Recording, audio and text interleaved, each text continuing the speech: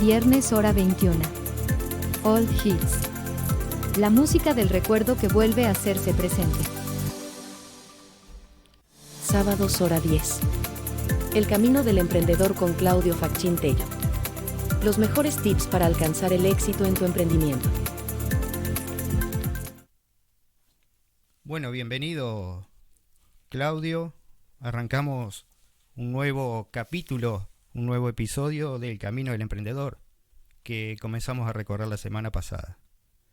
Me alegra tenerte de nuevo. Vamos a estar acá por otra sesión más, si Dios quiere, y alguna otra más. Así que te invito a saludar al público. Estás en Radio Interactiva. A saludar al público y a comenzar esta charla que vamos a hacer a partir de este momento. Buen día, José, buen día, audiencia de Radio Interactiva. Sí, la segunda sábado que nos toca estar por aquí acompañándote, y a la vez tratar de darle a la gente herramientas para los emprendedores sobre todo, pero que son aplicables a empresas, a comercios, a distintos lugares donde haya la posibilidad de haber un emprendedor y un emprendimiento. El sábado pasado hablamos de un montón de temas, más que nada relacionados con el comienzo del camino del emprendedor. Cómo se iniciaba, estuvimos viendo algunos tips también. Y la pregunta es la siguiente: hoy, ¿con qué seguimos? ¿Cómo, después que la persona empieza a caminarse, digamos, como emprendedor, que tiene una idea y que intenta llevarla adelante, ¿hay algún paso siguiente, algo que me puedas decir con respecto a eso? Que hablamos de marketing, hablamos de ventas, hablamos de economía, hablamos de finanzas.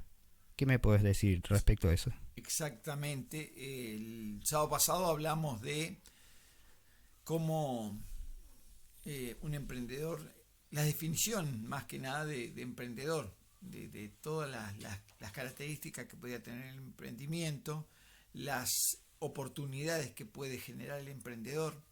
Hablamos el sábado pasado. Esto del camino del emprendedor son 12 módulos distintos.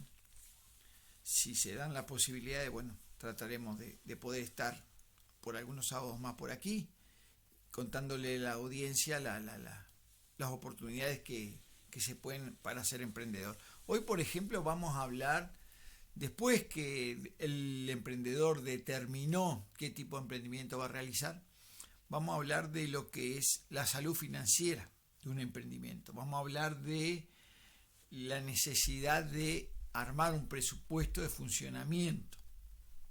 Porque, ¿qué pasa? Se dan dos problemas grandes cuando se arranca un emprendimiento. Como dijimos el otro día, el emprendedor pasa a ser de empleado, que muchas veces es empleado, a ser patrón, y a la vez ser patrón y empleado, debe jugar en toda la cancha, debe aprender distintas nociones por lo menos de economía, en este caso economía, de la salud financiera. Muchos emprendimientos tienen dos problemas graves que yo he ido detectando. El primero, está ese mito de que el emprendedor puede arrancar sin plata un emprendimiento. Y la verdad, nada más alejado de la realidad. La mayoría de todos los emprendimientos que he tenido los he arrancado de esa manera, sin plata o con muy poquita plata.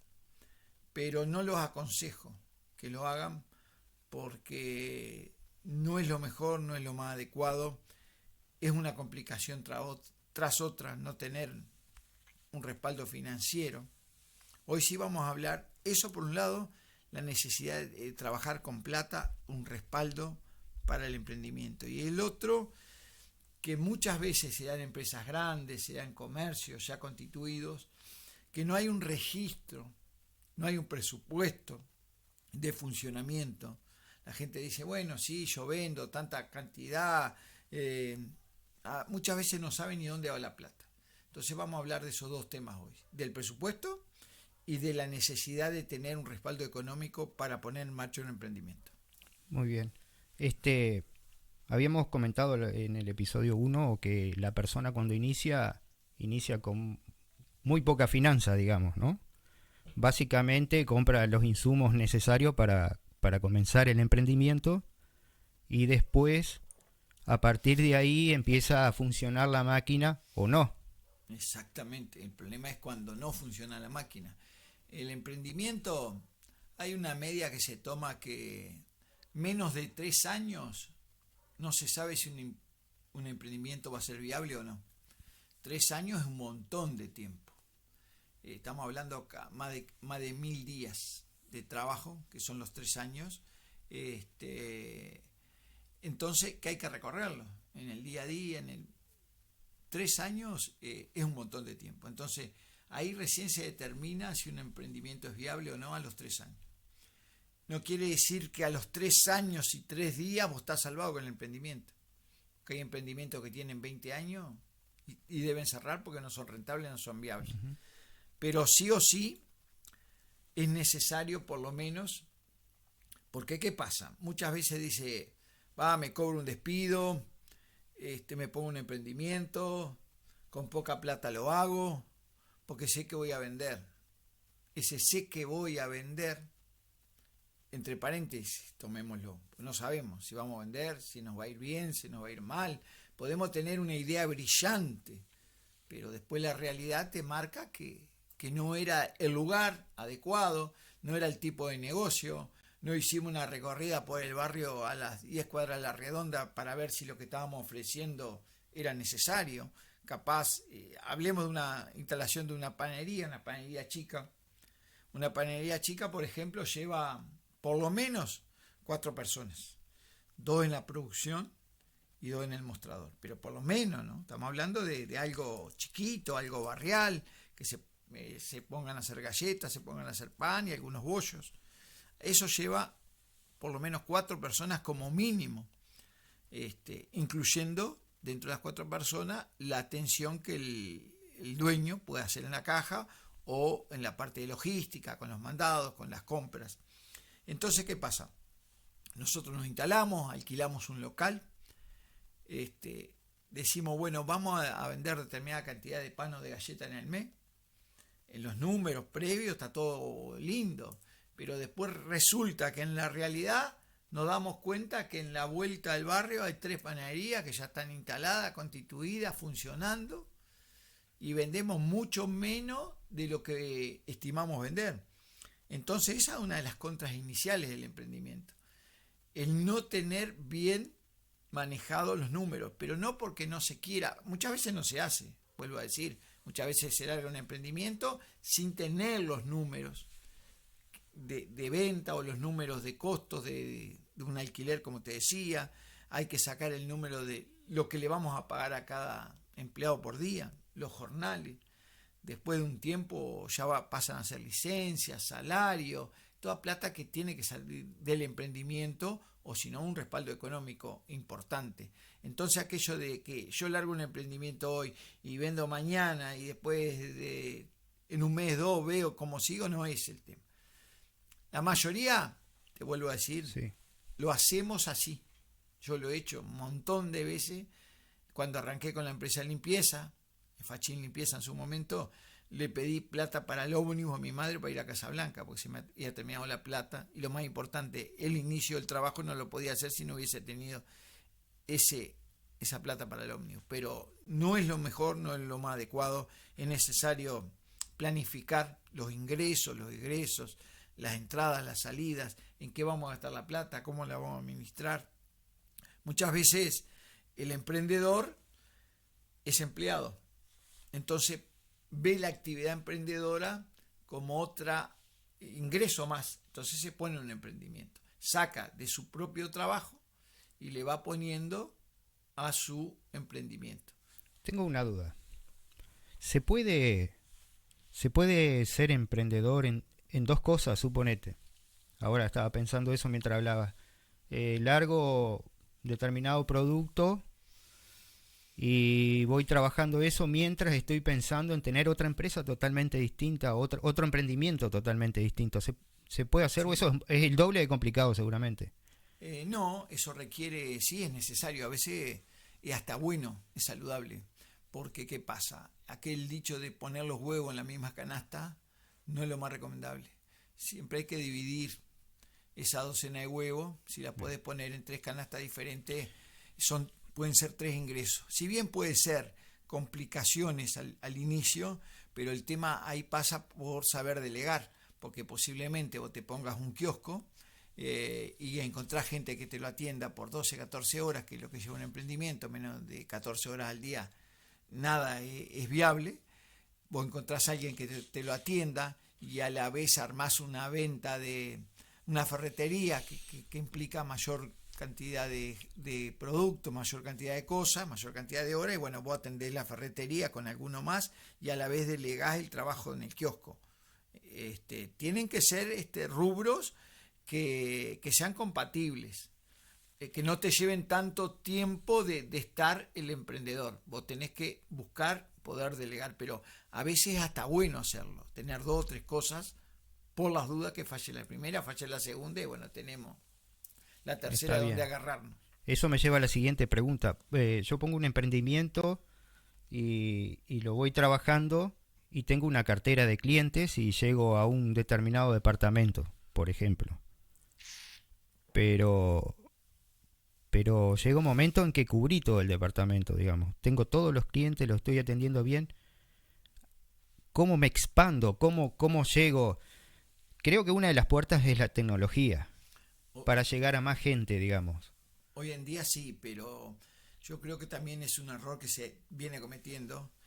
Los jóvenes hoy te dicen: yo soy community manager, gerente de comunicaciones a nivel de tecnología, Instagram, Facebook, YouTube, pero no es el único camino. Yo creo que hoy por hoy, si bien el poner plata en internet, poner publicidad, mostrarnos en internet no es el único camino. Justamente ayer di una charla de cómo atraer clientes. Y bueno, el tema es, hay que volver un poco a las fuentes originales. Un cartelito en la vereda, un pizarrón, volantes bien entregados, no tirados como generalmente los tiran, sino entregados, dirigidos, el boca a boca, avisos en los diarios. Me van a decir: no, la gente no lee más diarios, es todo por internet. No es todo por internet. Es todo por internet un cierto grupo de personas que manejamos el internet. Pero hay personas que tienen su poder adquisitivo que no manejan internet y con eso no han quedado afuera del mundo hoy por hoy, porque se dice que si no estás en la tecnología, si no invertís en Instagram, en Facebook, en YouTube no aparece. Yo creo que hay que volver un poco a las fuentes y no ir solamente por el camino de la tecnología, por el camino de internet. Hay que buscar métodos tradicionales de cómo conseguir clientes. El boca a boca es uno de los clásicos, la recomendación de nuestros productos, nuestros servicios, que la gente nos compre y nos diga: mirá, qué bueno que esa artesanía que estás haciendo, me gusta, la puedo mandar a otro departamento, me sirve. Pero no solamente apostar a internet. Contame algo sobre la economía, sobre la finanza, algunas cosas que me puedas decir sobre ese tema o cómo encararlo. Bueno, al principio dijimos que era necesario, es fundamental e imperiosamente hacerlo. El hecho de llevar un presupuesto. Abrimos hoy, bueno, al primer mes tener un registro de las ventas que hicimos, también irle agregando a quién le estamos vendiendo, una pequeña base de datos, a lo mejor con una Excel al principio o anotarla en un cuadernito. Vino José González y me compró un martillo en la ferretería, vino Claudio Facchini y me compró unos libros para estudiar, aprender capacitación, yo qué sé. Ir anotando, aparte del presupuesto de las entradas, las salidas, lo que le pago a cada empleado por día, la ganancia que tengo, por ejemplo. Al principio es necesario, hasta se puede hacer en un cuaderno perfectamente. Si no tenemos la posibilidad de manejar computadora o no queremos pagar a alguien que lo haga, en una planilla Excel es lo ideal. Pero si no tenemos ese ideal, podemos hacerlo en un cuaderno, anotar las entradas, las salidas, lo que le pago a los proveedores, qué compré contado, qué compré crédito, cuándo son los vencimientos de las compras. Es todo un proceso de ingeniería, pero ingeniería en el sentido de ingeniería financiera, ingeniería económica, a los efectos de que nosotros dominemos los números y no los números nos dominan a nosotros. Es decir, que llegue la fecha y le podamos pagar al proveedor de la ferretería para poder seguir enganchado en el préstamo de ese material que él generalmente nos deja a consignación a 30 días, 60 días, pero no cometer la torpeza o el error de no pagar a los proveedores, porque generalmente es un cortocircuito que se produce. El emprendedor se queda sin plata y al que menos tiene que sacrificar son dos: al empleado que lo ayuda, ese tiene que pagarle todos los días o todos los meses o cada 15 días, de acuerdo a cómo se estableció en el contrato o cómo acordaron, y al proveedor. Esos dos circuitos tienen que ser alimentados siempre. Vos tenés que tener la capacidad que el empleado o el colaborador te ayude todos los días, porque vos solo no lo podés hacer. Por más que tengas un montón de ideas, siempre tenés que apoyarte en algo. Más que estamos hablando de panería, una ferretería, que tienen un montón de artículos de producción, digamos. Es decir, la panería tiene grasa, harina, aceite, azúcar impalpable. Lleva una cantidad de elementos de producción. La ferretería son insumos de martillo,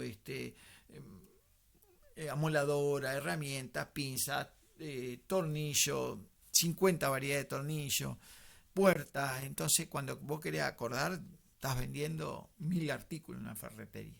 Estaba pensando una cosa mientras hablabas y me contabas todo eso, y así te dejo tomar un mate. Decime una cosa, ¿es mejor trabajar en un ambiente familiar o conseguir empleados por fuera, digamos, cuando empieza a caminar la cosa? ¿Es más fácil el entorno familiar para trabajar? Y mirá cómo te compliqué. ¿O trabajar con gente que uno no conoce? Está buena la pregunta. Y algo le decíamos hace un rato conversando con el amigo José acá, que a mí cuando voy a estas charlas, estas entrevistas, estas cosas, no me interesa saber las preguntas que me van a hacer. A veces se acostumbra, se estila, decir, che, vamos a hablar de tal cosa, tal otra, pero yo prefiero no saber. Y la verdad que no lo sabía. Y bueno, es cuestión de pensar un poquito qué es lo mejor entre la ayuda familiar o la ayuda externa. Yo creo que las dos son buenas. Un emprendimiento lleva muchas horas, mucho trabajo. Se trabaja muchas veces más que cuando uno es empleado.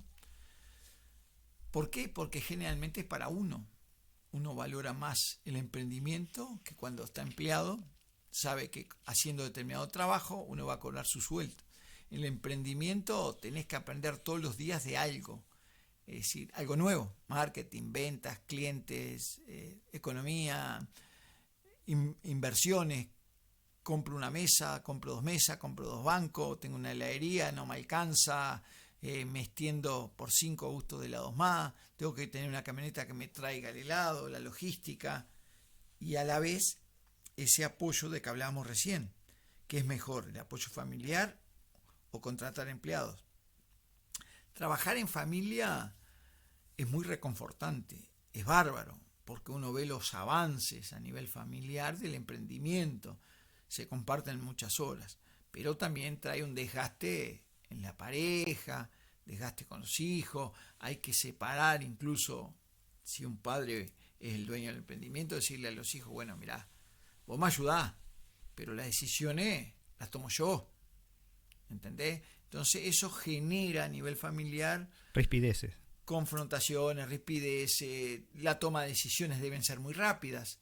Yo decido tal cosa, bueno, decidí otra cosa. No puedo estar una semana esperando si compro más helado, si no compro, si le pago a 10 proveedores para que me traigan más pollo en una pollería. No, tengo que tomar la decisión. Tenía plata y bueno, conseguí 50 pollos más que me van a traer, lo voy a meter en el despido este fin de semana para ver si levanto un poco la venta, y posiblemente a nivel familiar nos quedemos sin plata por 3 o 4 días, 5, hasta que se vuelvan a vender esos pollos. Entonces genera, si bien es lindo, reconfortante, es buenazo, y se dan mucho más apoyo que a nivel del empleado, genera ciertos ripideces, ciertas confrontaciones, que también es parte del emprendimiento y que habrá que sentarse a hablar y decir, bueno, mirá, esto es así, Es una negociación. Es una negociación continua del trabajar con la familia. Es muy lindo, pero a la vez genera un montón de complicaciones. Con los empleados tenemos que hacerle, muchas veces todos trabajamos porque necesitamos, porque nos gusta que nos paguen a fin de mes, porque tenemos una cantidad de necesidades para poder trabajar y recibir una paga, un jornal, mensual o quincenal, como se haya establecido. El empleado generalmente, la gente cree que se incentiva solo por dinero, y no es así. Al empleado, porque vos lo incentivas hoy con 500, mañana te va a 600, pasado 700, 800, llega un momento que da fuera el emprendimiento, si no te puedo pagar más, no vengas más, te pago lo que te debo y otra cosa. Si vos apostás a ese camino como emprendedor, incentivar al empleado o al colaborador solamente con plata. Hay que darle un sentido de pertenencia. Mirá, arrancamos con un emprendimiento nuevo, una frutería acá en el barrio, vos me podés ayudar, cuántas horas por día, yo te pago. Esto lo tenés que cuidar como si fuera tuyo, si bien me estás ayudando a mí, pero es parte de un equipo de trabajo. Si vos no estuvieras acá, yo no puedo ocuparme 10 horas como venís vos. Atendeme bien el público, que primero es un público, después pasa a ser cliente. Tratá de resolver los problemas mientras yo no estoy. Si te traen una mercadería que está vencida, solucionémosle, cambiémosla a la mercadería. Es decir, mostrarle al tipo que no solamente es empleado, sino darle un sentido de pertenencia que es parte de un trabajo en equipo. Bueno, bárbaro. Estaba pensando también, mientras hablábamos, que he notado muchos cambios en estos tiempos, con respecto tanto al patrón, digámoslo así, al empleador, como al empleado. Me he dado cuenta a veces que, y es muy de estos tiempos, que más que nada los jóvenes, cuando uno contrata o trabaja con jóvenes, ellos van cambiando de trabajo fácilmente. Una cosa que nosotros en nuestra época no lo teníamos, porque capaz que a nosotros nos habían enseñado a estar, te decían, no cambies de trabajo, quédate ahí, mirá que es un trabajo seguro, que esto y que lo otro. Pero hoy día los gurises van cambiando, los jóvenes más que nada van cambiando de trabajo. Entonces vos, como emprendedor que contratás uno de esos jóvenes, tenés que estar en constante cambio, digamos, tenés que seguir contratando jóvenes y jóvenes y jóvenes, y cada uno que viene tenés que enseñarle lo que vos ya sabías, o tenés que mostrarle. Eso es algo, una dificultad que se puede superar, o es o es normal que pase eso, o ¿cómo lo encarás a eso, digamos? Es lo que yo le llamo la rapidez, la inmediatez de los cambios. Se da en la generación Millennium, se da en la generación Z. Son gurises de 25 o 30 años que mucha tecnología, pero a la vez poca experiencia en otras cosas. ¿Tá? Capaz hablamos de logística, capaz hablamos de hacer un presupuesto, capaz hablamos de hacer ciertas cosas que nosotros hacíamos, o estábamos acostumbrados o aprendimos. Los gurises no lo saben y saben solamente tecnología, que creo que es un defecto que tiene esa generación. Pero a la vez, si vos lo mirás, es un fenómeno mundial. Esas dos generaciones, la Z y la Millennium, están poco tiempo en los trabajos, les importa poco el sentido de pertenencia, no importa si trabajan en una empresa chica, grande, una multinacional, están ganando a veces $1.500, $2.000, conozco un montón de casos, dejan eso y se van al exterior. Si bien Uruguay es un país que recibe emigrantes, también emigra mucha juventud, porque ven los niveles altos de vida de otros países. Hoy por hoy está de moda irse a Nueva Zelanda, Australia, a España, Estados Unidos. Es decir, de moda hace 20 años atrás te hablo que esos países se han potenciado para que la juventud uruguaya vaya a hacer su desarrollo, sus mejoras en otros países. Pero, ¿cómo contrarrestamos? No solamente hay que apostar a contratar jóvenes. Yo creo que hay que volver un poquito para atrás también. Hoy por hoy, una persona de 40 a 45 años queda fuera del mercado de trabajo. Con la experiencia que tiene esa gente, yo creo que hay que volver a contratar a esa gente. No importa si tenga 50, 55, 60. Yo creo que esa gente está necesitando trabajar porque queda fuera del mercado laboral, porque nadie se acuerda que hay una persona de 45 años que estuvo en 8 trabajos y en los 8 trabajos aprendió, ¿tá? Y puede volcarnos esa experiencia. Entonces, ¿qué pasa? Nos inclinamos por contratar jóvenes. Como te digo, no tengo nada en contra de los jóvenes, al contrario, tengo una hija que justamente está en ese proceso de irse al exterior, por eso lo conozco bien, al tema de los gurises que se van al exterior. Pero los gurises de hoy en día cambian de trabajo permanentemente, buscan la comodidad, la rapidez, el teletrabajo, trabajar de la casa, tal vez están en un ambiente laboral excelente, ganando muy buena plata y lo dejan y se van, y después dicen, bueno, después veo lo que hago. Nuestra generación es diferente. Fíjate que hay gente que la premian por haber estado 30, 35 años en el mismo lugar. Hoy eso es imposible. Imposible hacer que una persona esté 2 años, 3 años de trabajo. Y bueno, hay que acostumbrarse un poco a los nuevos tiempos, a los cambios, pero yo le agregaría ahí no solo contratar jóvenes, que son muy valiosos, que tienen experiencia en tecnología, en computación, manejan todo lo que es redes sociales, pero tienen carencias en algunas cantidades de cosas que nosotros en nuestra generación fuimos aprendiendo diferentes cosas. Entonces, ¿cómo solucionamos? Contratemos gente mayor, de 40, 45 años, de ahí para adelante, con esa experiencia, con esa vida vivida, con ese aporte laboral que tengan. No tengamos miedo a apoyarnos en el emprendimiento con personas mayores. Bueno, Karina está en el chat del streaming y nos dice: buenas, saludos. Pregunta: ¿puede dar tips para captar nuevos clientes en negocios o emprendimiento en las redes? En las redes. No soy... Buen día, Karina. Bueno, gracias por escucharnos. Sí, tip para las redes. Y bueno, el tip para las redes pasa un poco por... Es un comercio, comercializar la pauta publicitaria. Instagram, por ejemplo, Facebook, YouTube, sobre todo Instagram y Facebook, que es lo mismo. Vos ponés 500 pesos de tu publicidad que llegue a determinado rango, lo sectorizás por edad, todo bárbaro. Pusiste 500 pesos hoy, después te lo muestra a 50 personas, por ejemplo.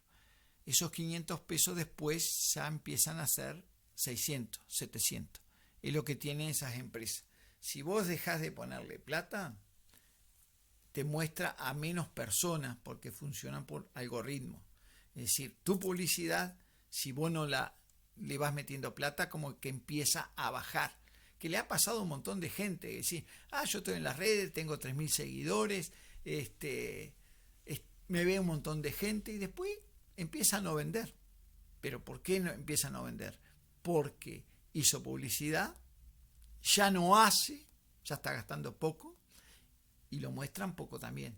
Entonces, no solamente, yo le decía hace un rato a José, que no solamente hay que invertir en redes sociales, en internet. Tenemos que buscar la forma tradicional, por ejemplo, si vos estás vendiendo en otros departamentos, tus trabajos, venderlos a través de un diario local, poner una visita en un diario local de ese departamento, ofrezco tal cosa, un teléfono por WhatsApp. Hoy se vende mucho más por WhatsApp que por Instagram y por Facebook. Es decir, Instagram y Facebook, te vuelvo a reiterar, está atado a la pauta publicitaria que vos le mandes. Si vos le mandás 500 pesos, 600 pesos, 700 pesos, estás permanentemente en movimiento, por supuesto que vas a vender, por supuesto que te va a traer clientes, porque le está sirviendo a Instagram, le está sirviendo a Facebook. Pero si vos te pones una sola vez 500 pesos y después desapareces de la pauta publicitaria, el efecto es al revés, te baja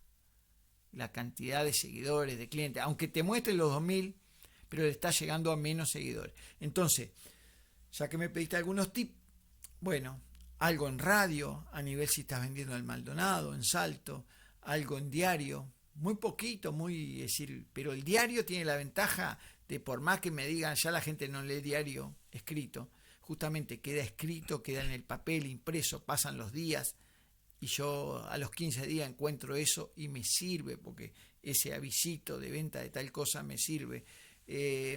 Pizarrones, no es el caso, pero también te puede servir los pizarrones, vendo tal cosa o hago tal cosa, fotos,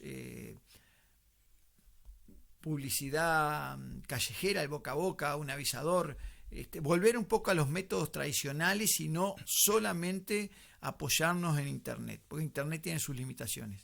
Si bien nos puede ver todo el mundo, pero ya te digo, vuelvo a decir lo mismo, las empresas estas te hacen un bloqueo cuando vos dejás de ponerle plata. Sí, y hablando un poco de tecnología, estaba pensando mientras estaba respondiéndole a Karina. Sería bueno que Karina nos dijera, ya que está en el chat, si entendió algo, si le sirvió y si quiere alguna otra cosa se la tiramos. Bueno, bárbaro. Otra cosa que te quería preguntar es, con todo este tema del avance tecnológico y todo eso, una empresa que necesitaba 10 empleados, ahora con el avance tecnológico precisa 3, 4. Esa gente que quedó sin trabajo, esa gente que quedó pensando ahí, ¿se la puede captar como se dirigen a un nuevo emprendimiento o se dirigen a otra empresa? ¿Tenés una idea de eso? Yo, pensándolo así, pensaba, digo, de repente, hablando un poco del tema, de repente las personas que dejan una empresa dicen, bueno, trabajé en esta empresa durante tantos años, ahora pusieron tecnología, mi trabajo no lo precisa más, es un buen momento para hacer emprendimiento. Podría ser. Sí, generalmente se da el emprendimiento, hay 3 o 4 diferentes emprendedores. Uno es el de oportunidad, aquel que ve un negocio, por ejemplo, conozco un primo mío en Montevideo que a los 20 días de la pandemia ya estaba vendiendo tapabocas. Bueno, ahí está, ahí tenés un ejemplo claro. Yo creo que el tema de la pandemia hizo que surgieran más emprendedores. Sí, no quizás desde la casa, ¿no? No hay duda que sí. El hecho de estar encerrado todo el día, que nos dijeron que eran 40 días, después terminaron siendo 2 años, y todavía que nosotros, a nivel gobierno, se nos permitió hacer un montón de cosas que a la Argentina no se le permitía. La Argentina te daba una plata por mes para que vos estuvieras en tu casa, después que se terminó la plata, está como está Argentina, al borde de un estallido social hoy. Entonces, el hecho de la pandemia sí generó una cantidad de emprendimientos, sobre todo de comida, empanadas, delivery, comidas hechas en tu casa, una cantidad de cosas. Aquella persona que hace un diseño gráfico por la computadora empezó a mandar más mail y a conseguir más clientes. Aquella persona que hacen torta, decoraciones, todo lo que se puede hacer dentro de la casa, tanto un producto o un servicio, creció en una cantidad en un porcentaje altísimo en la pandemia, porque claro, estábamos encerrados, teníamos que hacer alguna cosa, teníamos que generar, estábamos todos con un montón de miedo, que no sabíamos qué iba a pasar en el día a día, y bueno, está algo en las horas, tenías que hacer para no estar con ese pensamiento de solo el tema de la salud, la enfermedad, la pandemia. Entonces, eso fue una oportunidad y Uruguay la aprovechó muy bien. Se generaron una cantidad de emprendimientos en la pandemia. Y en cuanto a tu pregunta, ¿hacia dónde se dirige una persona que cambia de empleo? Y se puede dirigir hacia otra empresa, conseguir a través de los años un contacto que le permita estar en otra empresa, o a la vez ser emprendedor. También se pueden dar las dos cosas, conseguir trabajo en otra empresa, en otro comercio, en una fábrica, y a la vez ponerse su emprendimiento. Entonces te decía, los 3 tipos de emprendedores que hay: uno es el de oportunidad, que ve un negocio y dice, mirá, voy a traer 3 contenedores de ropa barata de Estados Unidos y lo vendo como ropa de segunda, y le saco un 300% a cada ropa, a cada prenda que venda. Ese es el de oportunidad, ve la oportunidad. Ya te digo, mi primo en Montevideo a los 20 días estaba vendiendo tapabocas, es decir, trajo y llegó a exportar tapabocas a distintas regiones de acá de América, a los 20 días de la pandemia. Después está el emprendedor por herencia familiar, por traición familiar. Por ejemplo, hay una cantidad de países que se dedicaron de por vida siempre al comercio. Los turcos, los libaneses, los judíos son emprendedores ya por traición familiar. Incluso ellos generalmente no son empleados. Le dicen a sus hijos, a sus nietos, a su descendencia, de que es necesario de ir por el camino del emprendedor, de ponerse un emprendimiento. Ese es el de tradición familiar. Y después está el emprendedor por necesidad, ese que estamos hablando. Te echan del trabajo, te hiciste unos pesos, un despido, o tenías unos ahorros guardados, y dijiste, me voy a poner una venta de pintura acá en la esquina porque hay una cantidad de edificios en este barrio, y me pongo una venta de pintura, y bueno, a los 6 meses está funcionando. Estaba pensando eso mientras hablábamos, que también, digo, no es lo mismo que te quedes sin trabajo a los 20 años que a los 45, casi 50. Entonces, la siguiente pregunta era, ¿hay una edad para ser emprendedor? ¿La gente emprendedora es de mayor edad, de menor edad, un término medio, o simplemente se da por iniciativa de la persona? No importa la edad. Se da por iniciativa de la persona, no importa la edad, eso sí, es un hecho. Y tampoco hay una edad para ser emprendedor. Yo estoy haciendo algunas charlas, justamente el título de esa charla es No hay edad para ser emprendedor. Está dirigido a las personas de la cuarta y quinta generación, digamos, la edad, decir, sí, de 45, 50, 55 años para arriba.